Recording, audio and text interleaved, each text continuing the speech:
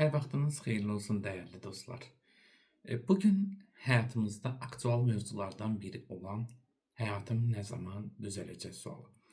Hər kəsin ilkin olaraq verdiyi sual, hər kəsin ilkin olaraq düşündüyü və bəzən də özümüzə sual verdiyimiz nüanslar olur və ilk sualımız özümüzə: nə zaman hər şey daha yaxşı olacaq? İlk öncə bunu fikirləşmək lazımdır ki, biz nə zaman həyatımızın daha yaxşı olmasını deyil də, nə zaman insanlara yardım etdik. Tutaq ki, sizin qarşınızda olan bu post var. Bugün bu podkast çəkilir və paylaşılma saatı ilə çəkilmə saat arasında təxminən 2 saat olacaq.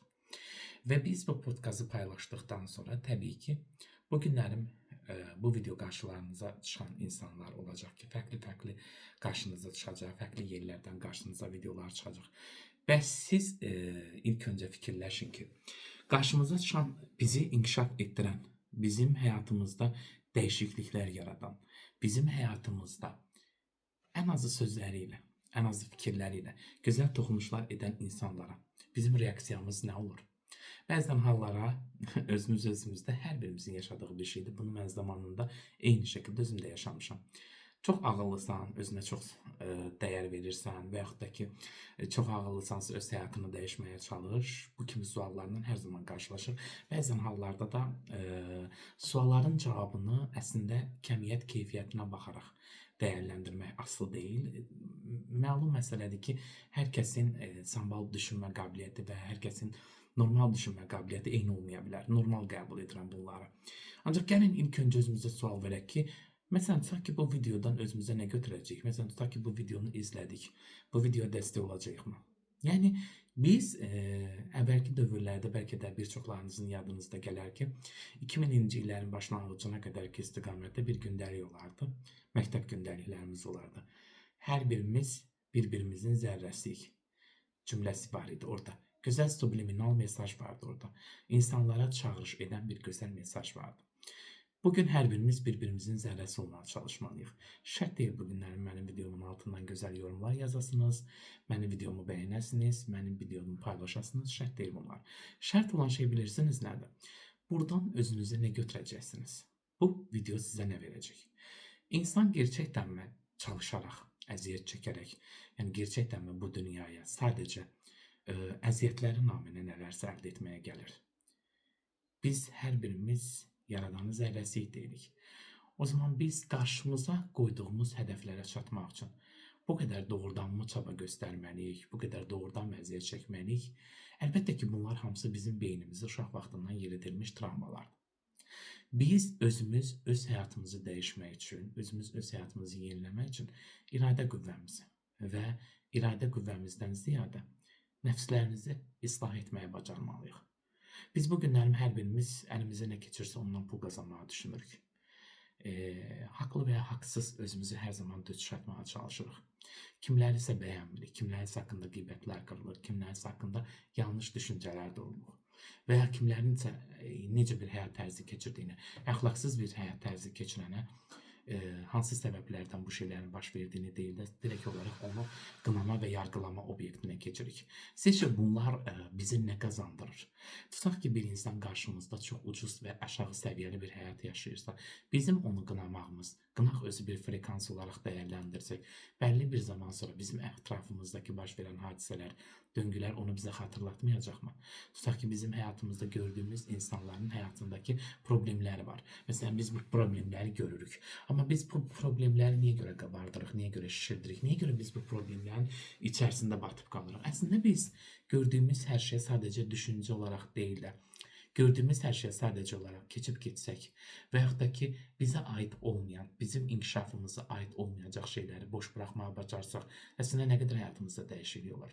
Sırf bu şəkildəki olan videolar, sırf bu sizin şəxsi inkişafınız üçün və sizin şəxsi inkişafınıza sizə dəstək olacaq videolar deyil də, frekans olaraq başqalarını yargılamaq, başqalarına şikayətlənmək, başqalarını qınamaq, başqalarının həyatına müdaxilə etmək obrazında olduğumuz üçün deyilmi, məsələn, bizim inkişafımızın qarşısını alan? Sırf biz əziyyəti çəkdirən. Çünki biz bir insanın həyatını bilmədən onu qınayırıqsa, onun həyatından cüzi də olsa qınaq obyekti bizim də həyatımıza keçəcək. Və yaxud da ki, onun həyatındakı yaşadıqlarını bizə Allah Taala göstərmək üçün öz ətrafımızdakı bəlli bizə yaxın olan insanlar seçəcək. Və bu insanlar bizə onların yaşadığı həyat tərzini bir daha xatırladacaq.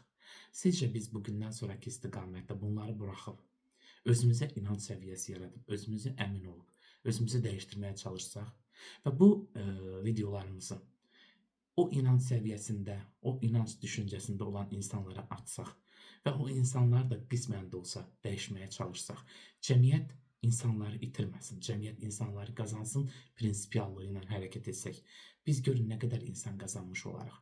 Sırf nəysə davadalaş, müharibə, söz-söhbət, qırğınla həll olunmur.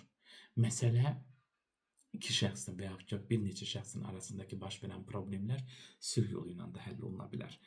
Hər kəsə nəyisə isbat etmək çabasını buraxın və özünüzün şəxsi inkişafınız üçün çalışın. Başqalarının həyatında baş verəcək prosedurlar, inanın ki, siz zaman gələcək, o qədər aşağı frekansı daşıyacaq. Bir də baxacaqsınız ki, qınadığınız insan artıq sizdən üstün səviyyədə bir həyat yaşayır. Və bunun peşmançılığını yaşayanda özünüzə sual verəcəksiniz. Ayda, gör necə Allah bəxtini gətirdi, bunun hansı yerə gəldi, çıxdı. Bəxti gətirmir o insan, bəxt deyilən bir anlayış əslində termində yoxdur. Aksesdə və Theta Healingdə və yaxud da kuantumda bəxt deyilən obraz yoxdur. Bəxti yaradan, bəxti yazan, bəxti dəyişdirən, bəxti yönləndirən sənin düşüncələrindir. Tanrı sənin, Allah sənin ən gözəl varlığı ilə zərrəsindən yaratdı. Ən gözəl enerjilərin, ən gözəl nurunu sənə ötürdü. Amma sən o nuru necə istifadə etdin? Artıq o yaradanın bizə verdiyi hikmət və düşüncələrimizlə nəfslərimizi islah edərək dəyişə bilərik. Biz öncə öz nəfslərimizi islah etməyə bacarmazsaq, biz nəinki öz həyatımızı, başqalarının həyatına da artıq zərər verməyə başlayacağıq. Çünki biz yaradanın yazdığı gözəl talih ilə deyil də, öz düşüncələrimizlə formalaşdırıb, insanları qınayaraq, qeybət qıraraq, haqlarında yanlış düşünərək, gülüş obyektinə çöndürərək onların həyatında negativ nüansları qabardıb şişirdirik. Və biz bilmirik ki, əslində bir insanın həyatındakı hər hansısa bir negativi qloballaşdırmaq elə onun öz ən böyük bir enerjidir və bizi o enerjiyə sürükləyir. Gəlin elə bu videodan bir özümüzə nəticə çıxaraq ki, bugündən sonraki istiqamətdə biz insanları hər birinə şans, hər birinə nə deməyindən asılı olmayaraq, hansı fikirləri deməyindən asılı olmayaraq onlara ən gözəlini arzulayaq. Öncə onlara arzulayaq. Daha sonra özümüz o arzumuz üçün, reallaşdırmaq üçün hərəkətə keçək. Zaten biz başqalarına nəysə ən gözəlini arzulayırıqsa, zaten onun ən gözəli də bizə gəlmiş olur. Gəlin bundan sonraki istiqamətdə gözəl düşünək. Öz düşüncələrimizi gözəl yönləndirək, fikirlərimizi gözəl dəyişək və cəmiyyətdə batmış insanlar, cəmiyyətdə uğura çata bilməmiş insanlar, bu frekansda olan insanları dəyişdirməyə çalışaq. Gəlin əl birliyi ilə insanları dəyişdirək, insanları itirməyək, onları qazanaq. Və bu günlərim sizin qarşınızdakı həyat missiyanızdan biri, bəlkə də bu videonun sizin qarşınıza çıxmağından başa düşməlisiniz ki, artıq siz də kimlərsə ətrafınızda, yanınızda dəyişdirmək obyektinə maliksiniz. İlk öncə bu videodan başlayın və başlayın ki, həyatınızı yenidən yazıb, dəyişdirib ən azından kimlərəsə pozitiv təsir etməyi bacarasınız.